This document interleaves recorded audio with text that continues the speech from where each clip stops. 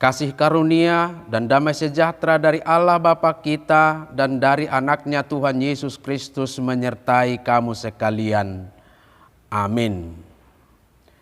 Shalom, Bapak Ibu dan saudara-saudari jemaat yang terkasih di dalam nama Tuhan Yesus Kristus.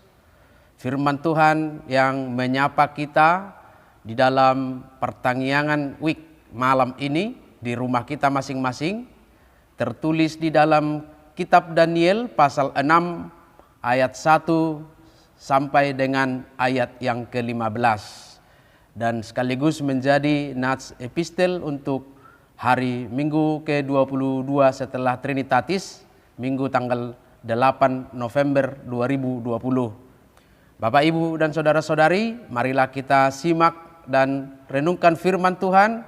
Saya akan membacakan untuk kita demikian. Darius orang Media menerima pemerintahan ketika ia berumur 62 tahun. Lalu berkenanlah Darius mengangkat 120 wakil-wakil raja atas kerajaannya. Mereka akan ditempatkan di seluruh kerajaan. Membawahi mereka diangkat pula 3 pejabat tinggi.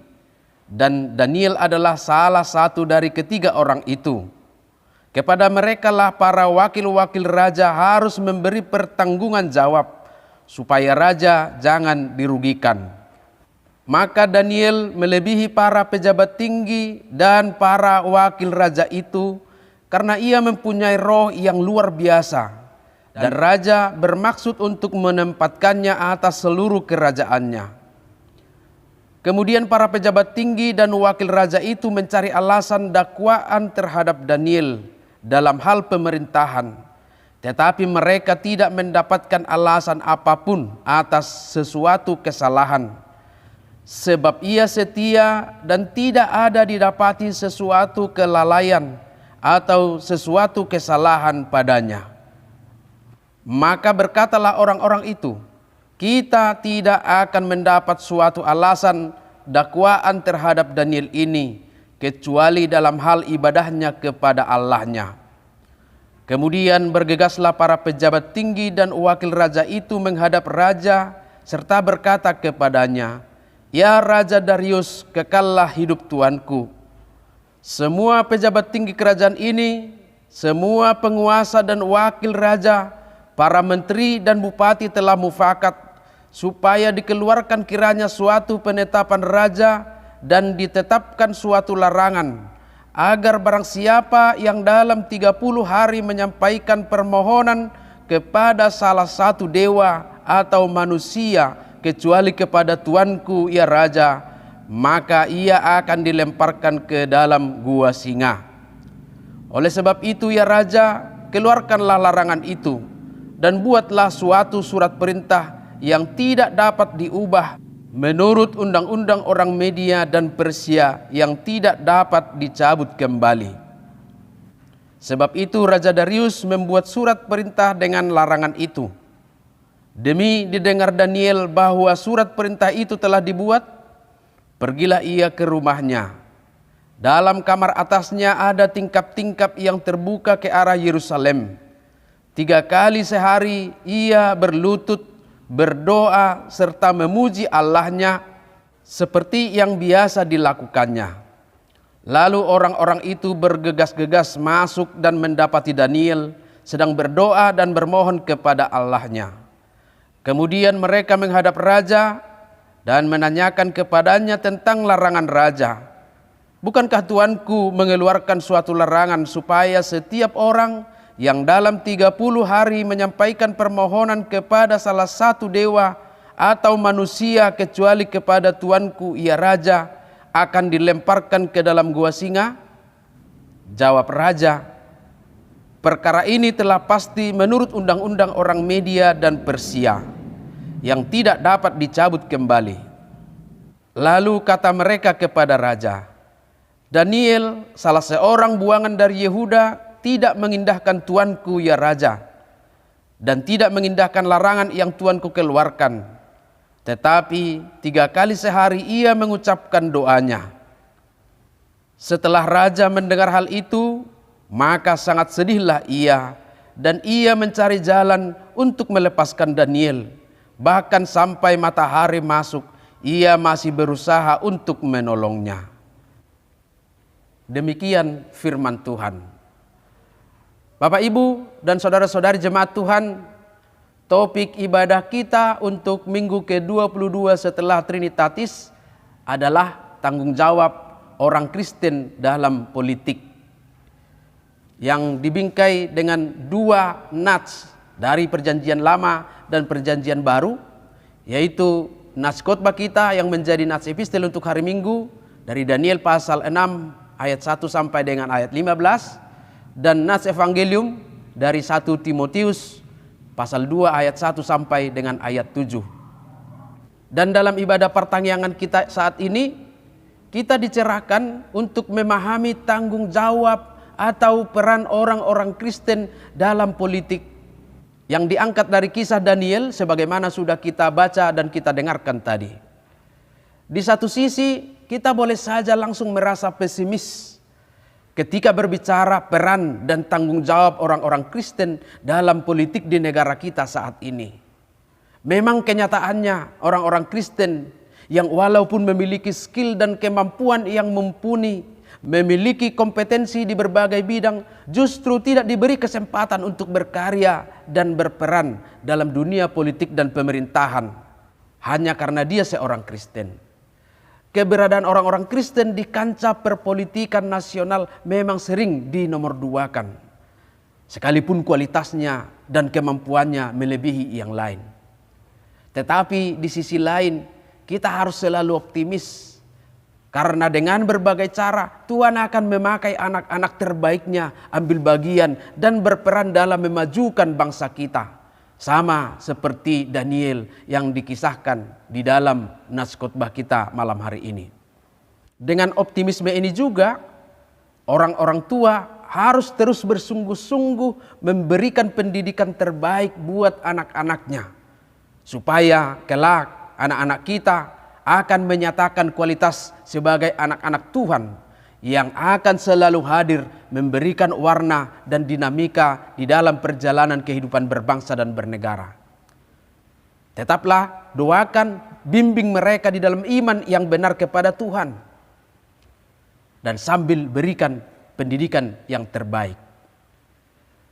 Demikian juga bagi saudara-saudari yang saat ini sedang berjuang mendapatkan salah satu jabatan atau posisi di lembaga-lembaga tempat saudara-saudari bekerja, pastikan juga saudara-saudara memperolehnya dengan cara yang seturut dengan kehendak Tuhan, bukan dengan cara yang salah yang membuat kita tidak menyatakan bahwa kita adalah pengikut Kristus. Untuk itu saudara-saudari jemaat Tuhan, mari belajar dari pengalaman Daniel yang akan memotivasi kita semua tetap menunjukkan konsistensi iman kepada Tuhan kita di tengah-tengah kebencian dan fitnahan orang-orang yang tidak senang dengan kehadiran kita karena status agama atau karena iman kekristenan kita. Sekali lagi kita belajar dari pribadi Daniel. Lalu siapakah Daniel ini? Perlu menjadi perhatian kita di sini, kualitas apa yang ada di dalam diri Daniel sehingga ia menjadi salah seorang dari 3 orang yang dipercayakan Raja Darius. Informasi yang kita dapat dari Daniel pasal 1, ia adalah seorang Yahudi yang dibawa ke Babel, yang kemudian dilatih untuk dijadikan sebagai pegawai dalam istana raja. Pada waktu itu adalah Raja Nebukadnezar. Dari catatan itu juga kita peroleh bahwa ia adalah seorang pemuda berhikmat. Justru karena memiliki hikmat dan takut akan Tuhanlah ia ditetapkan dan diangkat menjadi pejabat tinggi. Dan bahkan dalam ayat 4 tadi disebutkan Daniel ini melebihi para pejabat tinggi dan para wakil-wakil raja, karena ia mempunyai roh yang luar biasa dan raja bermaksud untuk menempatkannya atas seluruh kerajaannya. Maka bukan hanya punya kompetensi dalam ilmu pengetahuan, tetapi juga pengertian atau hikmat yang didasari oleh imannya kepada Tuhan. Dengan iman dan hikmat dari Tuhan Yang pertama, Daniel menunjukkan dalam perannya dalam pemerintahan Darius bahwa dia adalah seorang yang jujur dan dapat dipercaya. Haposan. Itu dibuktikan dari bagaimana orang-orang yang iri kepadanya, yaitu para pejabat tinggi dan wakil raja itu mencari-cari alasan dakwaan terhadap Daniel dalam hal pemerintahan. Tetapi mereka tidak mendapatkan alasan apapun atau sesuatu kesalahan, sebab ia setia dan tidak ada didapati suatu kelalaian atau suatu kesalahan padanya. Ia benar-benar orang yang jujur dan tidak mau memakai kekuasaan untuk mencari keuntungan pribadi. Dan inilah salah satu poin penting yang harus kita hidupi sebagai anak-anak Tuhan. Kita harus dapat dipercaya, harus menjadi orang jujur dan bertanggung jawab sekecil apapun tanggung jawab yang diembankan kepada kita. Prinsip hidup jujur dan dapat dipercaya adalah salah satu bekal setiap orang percaya untuk masuk menjadi bagian dari sukses pekerjaan dimanapun, termasuk di lembaga-lembaga pemerintahan. Yang kedua, di dalam diri Daniel ini ada sikap lebih memilih apa yang berkenan kepada Tuhan, bukan apa yang berkenan kepada manusia, kepada raja, bahkan kepada dirinya sendiri. Ketika para pejabat pemerintahan Darius berusaha merancang kejahatan, bahkan memakai undang-undang kerajaan untuk menghancurkan karir dan hidup Daniel, justru di sana Daniel semakin menyatakan integritasnya, hadiriyonna, yang tidak kompromistis dengan masalah yang berkaitan dengan imannya. Darius sudah membuat surat perintah dengan larangan apabila ada di antara mereka yang menyampaikan permohonan kepada salah satu dewa atau manusia kecuali kepada raja di dalam 30 hari, maka ia akan dilemparkan ke dalam gua singa. Tetapi ketika Daniel mendengar hal itu, ia justru tetap teguh pada imannya. 3 kali sehari ia berlutut, berdoa serta memuji Allahnya sebagaimana ia sudah lakukan sebelum-sebelumnya. Iman menjadi bagian yang terpenting bagi Daniel, dan ini menjadi teladan baik bagi kita semua. Dalam hal ini terlihat sebuah prinsip hidup dan prinsip iman bagi Daniel, bahwa apapun yang dimilikinya, jabatan dan kehormatan, tidak lebih penting daripada imannya kepada Tuhan Allah. Ia teguh kepada kebenaran yang sudah diimaninya, bahwa hanya ada satu Allah yang harus disembah, Allah yang dikenalnya sebagai Allah Abraham, Ishak dan Yakub nenek moyangnya. Sehingga kehilangan jabatan, bahkan kehilangan nyawa, baginya tidak menjadi sebuah ancaman, melainkan itu adalah bagian dari pertanggungjawaban.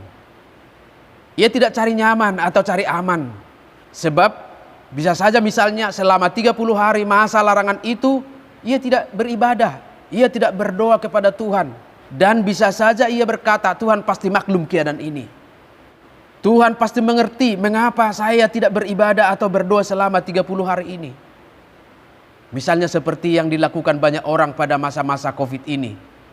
Karena ada peraturan tertentu untuk pelaksanaan ibadah di gereja, akhirnya dijadikan alasan untuk tidak beribadah mulai bulan Maret tahun ini. Daniel tidak berusaha supaya Tuhan memakluminya, tetapi ia berusaha supaya imannya kepada Tuhan dapat dipertanggungjawabkan. Sekali lagi, inilah hal yang mendasar baginya menjadi layak atas sebuah posisi dan jabatan. Bapak, Ibu, dan saudara-saudari jemaat yang dikasihi Tuhan, saat ini banyak orang yang lupa kepada Tuhan ketika ia sudah sampai kepada puncak prestasinya. Tidak sedikit juga yang harus menggadaikan imannya hanya untuk sebuah jabatan dan karir. Bahkan untuk generasi muda, untuk sebuah pernikahan saja pun bisa-bisa iman dibelakangkan. Dengan alasan cinta ia menjadi murtad. Padahal sesungguhnya Tuhan tidak pernah menitipkan rasa cinta di dalam diri seseorang untuk menjadikannya alasan meninggalkan Tuhan. Itu bukan cinta, Itu hawa nafsu yang tidak terkendali kalau oleh karenanya seseorang meninggalkan Tuhan. Karena hawa nafsu akan membuat seseorang mengutamakan pemenuhan keinginan, dan urusan agama atau iman itu menjadi urusan berikutnya. Untuk itu, sikap dan tindakan Daniel dalam khotbah kita malam hari ini menjadi teladan yang baik bagi kita semua, yang menjadikan iman menjadi tolok ukur dari segala tindakan dan cara berpikir. Dan kalau pada akhirnya dengan cara apapun Daniel tetap teguh, bahkan Tuhan menyertai dan menjaganya, demikianlah kiranya orang-orang setia dan memiliki iman yang murni akan selalu dalam lindungan dan pemeliharaan Tuhan.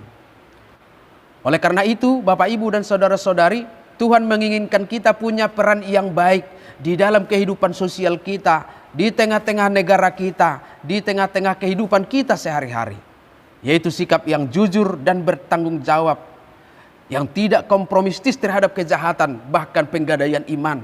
Tetapi dengan iman teguh dan menunjukkan bahwa kita adalah anak-anak Tuhan yang Tuhan titipkan di zaman ini untuk ambil bagian di dalam mensejahterakan kehidupan sosial kita. Tuhan memberkati kita semuanya. Amin. Marilah kita berdoa. Allah Bapa dalam surga, kami bersyukur buat sapaan firman-Mu dalam ibadah pertanggihan kami malam hari ini di rumah kami masing-masing. Sungguh menjadi satu kebahagiaan ketika saat ini kami punya kesempatan mendengarkan firman-Mu yang mengajarkan kami untuk tetap setia di hadapan-Mu, dan dengan kesetiaan iman itulah kami dapat punya peran yang baik di tengah-tengah kehidupan kami. Sekecil apapun tanggung jawab yang boleh kami emban di dalam pekerjaan kami harus menjadi orang-orang yang setia kepadamu. Terpujilah nama-Mu buat kebenaran firman-Mu. Dan malam hari ini juga ya Bapa di surga, biarlah Tuhan melawat setiap rumah-rumah orang percaya, di mana nyanyian pujian syukur dilantunkan dan doa-doa dipanjatkan ke hadirat-Mu. Engkau berkenan atas doa, atas ibadah yang boleh berlangsung saat ini. Terima kasih Bapa di surga, kiranya juga apa yang boleh kami rindukan saat ini Tuhan boleh jawab, yaitu keadaan kami yang masih tetap dibayang-bayangi COVID-19. Dengan pertolongan Tuhan semuanya akan berakhir. Oleh karena itu ya Bapa di surga, biarlah kami dalam kesabaran di dalam iman yang taat kepada Tuhan boleh menjalankan protokol kesehatan yang selalu dianjurkan oleh pemerintah kami, supaya kami dapat terlindung dari penyebaran COVID-19 dan sambil beraktivitas seperti sedia kala. Berkati setiap pekerjaan-pekerjaan yang boleh kami lakukan seturut dengan kehendak-Mu sebagai pertanggungjawaban iman kami di tengah-tengah masa sulit ini. Terima kasih Bapa di sorga, ampunkanlah dosa-dosa kami. Di dalam nama Yesus Kristus kami berdoa dan mengucap syukur kepadamu. Amin.